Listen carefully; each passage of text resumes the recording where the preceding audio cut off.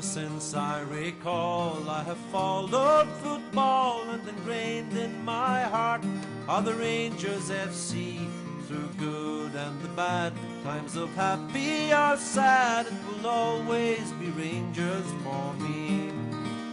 For when I was a lad, I was led by the hand down the Paisley Road West. I will never forget that beautiful sight of the red, blue and white. From the day I'd be Rangers for life. And I vowed to my dad, if I too have a lad, I would show him the way as he did on that day. And so now here I stand with young Lyle by the hand, after walking down Paisley Road West.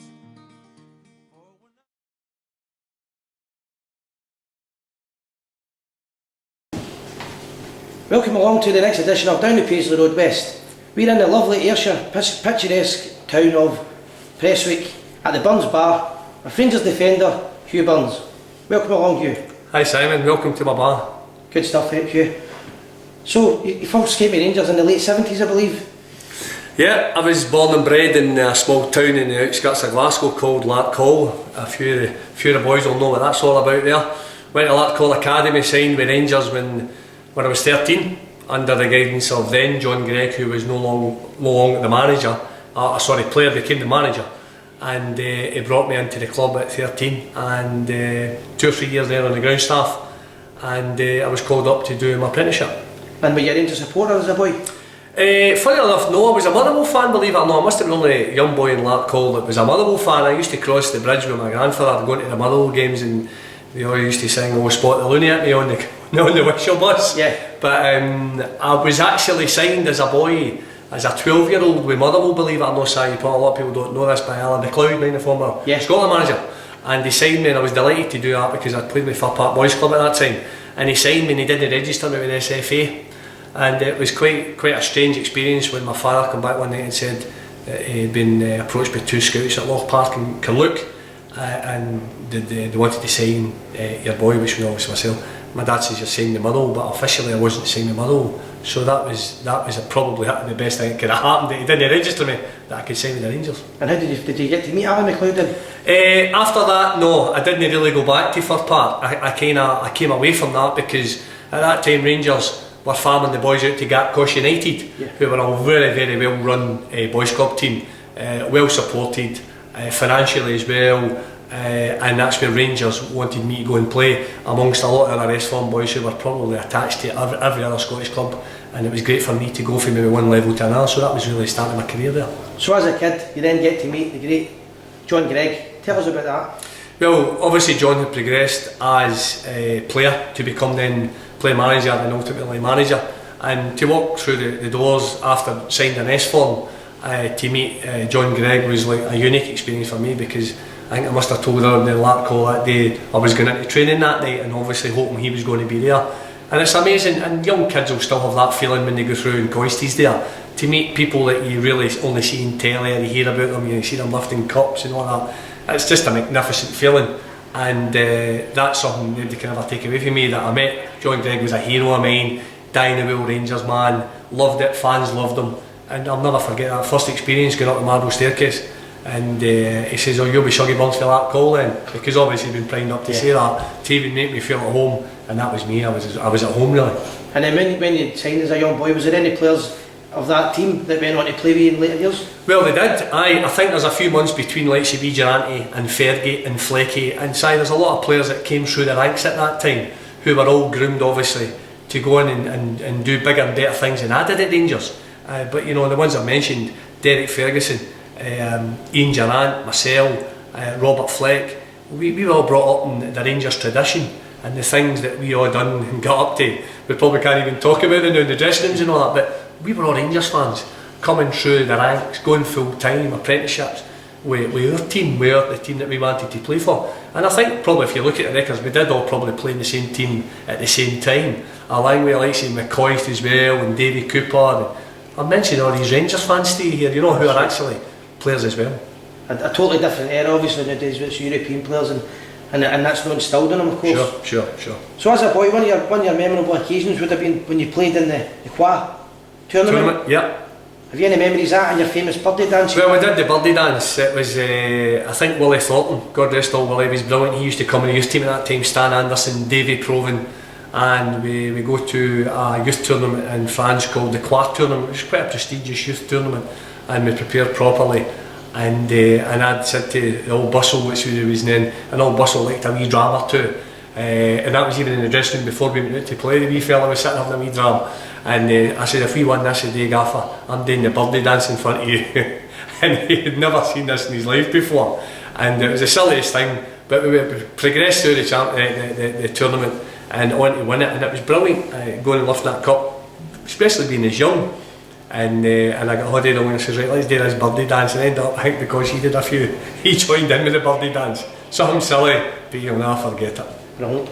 So a few years later you get into the Rangers big team, full squad, and you meet a man, legendary man called Jock Wallace. What's your experience with Big Jock? Well, obviously it didn't work out for John Gregg, and everybody's really in tenterhooks to see who's going to come into the club as their manager, as their boss, as their gaffer, whatever you want to call him. And a giant of a man came into my life was Jock Wallace, and it was just a special bond I had with him. You know, I played well in the reserves, and I get the phone call that Willie Thornton and old Bob McPhail used to go to the reserves, and everything was getting back, and everything would obviously get fed back to the manager, and how we were all progressing as kids in the reserve team. And I went up the stairs and I sat there and Big Jock was sitting, and I was at a contract. I was either signing a new contract or I was on the scrap heap, and I thought I did enough to get a contract. And I sat down and he told me that I was his type of player, and he liked the way I went about it, and he had good reports about me. And this is without a word of a lie. He says, I'm going to sign you on a 3-year contract, you'll get £300 a week, you'll get £100 a week when you play extra in the first team, appearance money and all that. So the money was great. And he says, 3-year contract, okay. I says, I'm delighted with 3-year gaffer, absolutely delighted. I couldn't get back until my parents quick enough. And he stopped, he says, wait a minute, he says, where do you come from? Because he's no longer come back from Leicester. Aye. I says, I come from a Lark Hall, gaffer. He says, he was meant to make like a 5-year contract. That was big. And Laura come through and changed the contract to a 5-year contract. Which brings me on to the next part. The Scottish media, they love to portray Big Jock as a kind of almost an arrogant big bully, a character. But my experience when I met him a few times as a young lad, and from the stories you said there, I think it was a tender side to the big fella. Well, he treated everybody from Lizzie Love to Davy Cooper the exact same. You know, that's the way he was brought up. He was in the army and he had a good pedigree and knew the traditions of the club, knew how to behave, and everybody, you know, looked up to him. And that's just the way he was. Don't get me wrong, you didn't want to get in the wrong side of him, because you knew at half time if you were going in there after breaking into the team. Some of his stuff, that his team talks prior to the Old Firm games were unbelievable. He'd been to the boot room and it'd be 12:30 on a Friday and he'd been naming the team, and when you've come out that boot room and you're kicking everybody that's going about that for you, you know that he's got you pumped up that much, and he could see that he was getting to you and he was getting through to you. But as a man as well, if you had a problem, you could speak to him, and that's what I enjoyed. If I did have a problem, I need to speak to Gaffer. He was always there, other side of your phone or face to face. He was a father figure. He was, without a doubt. What about the fitness regime at the time? He's well known for keeping the players fit. Well, Gullen, obviously, you know, and we were all the young boys, you know, and Gaffer, I feel sick. He says, well, just feed the seagulls then, you know, you're not going to sick by Gaffer meat. Again, in words that were a wee bit more choice than what I'm using, Simon. And at that time, it was a bus through onto the dunes. No hotels, no nothing. It was changing the bus up and down the sand dunes and into the water for a wash. They provided us a towel. It was awfully good of them. We got a towel off the club to get dried, and then back through the road to Glasgow. No, like nowadays where you get 2 towels maybe? 2 towels, aye, maybe a hairdryer. So it must have been intimidating. You're a young lad, you're playing with the famous Glasgow Rangers, you've got some characters in the dressing room. When I say intimidating, I mean the good looking guys like Colin McAdam and big Gregor Stephen. Aye, Big Greg, Sid Vicious, he'd have kicked his granny and she was in a wheelchair. He was the dirtiest player I've ever played with. And Colin McAdam was great because they brought Big Weech in, I think, for Partick Thistle, I think, saying that. I think so, saying yeah. that Big Weech signed, and there were all characters in that dressing room. They were all good guys. Big Peter McCloy, he was like the father figure. He used to batter you if you stepped out of line, and he gave McCoy the hell of a doing. All the time, of course, he was always in late. Big Peter would be the first peg, bang if you were late, the big man would be standing. Characters right through it. Bobby Russell, good pal of mine. Bobby brought me into the team, looked after me. John McDonald, wee solo, funny wee guy. But the biggest influence in my career was David Cooper, because remember, I've just signed a contract, I've just passed my test, and I think it was well known and documented that Coop didn't pass his test to later years when he went to Motherwell. So, you know, a big thing for me was, we were always at column tie as well when we went to training every morning, and Davey used to come out immaculate. I used to love Davey, you know, I'd pick him up, and then 2 doors down would be Gordon DL, and we used to need to pull him out his bed to get him in the motor to go to training, and that was a learning experience for me. In the back, I don't want to be like Gordon DL. In the front, I want to be Davy Cooper, who was great, because we travelled back and forward, and I got to know Davy better probably than anybody because we were travelling companions. And I still take petrol money off him right enough. Quite right. So how highly did you rate Coop? Well, gave him a ball and he could do anywhere, you know. And obviously at that time, Coop, he wasn't into running, hated running. He would shout, you know, be flying by big Andy Kennedy, the big winger we played with. Coop used to shout, give him a ball and he's knackered, you know, stuff like that. Coop loved the ball, didn't like running, didn't like training, but hey, turn up a Saturday, bang bang. Brilliant. So that leads on, we'll chat about a few memorable games that I'm sure you'll remember. We'll start off with Rangers Aberdeen 1985. Myself and Craig Patterson get sent off after an incident with John Hewitt, I believe. Can you remember the referee's performance that day and the subsequent pitch invasion afterwards?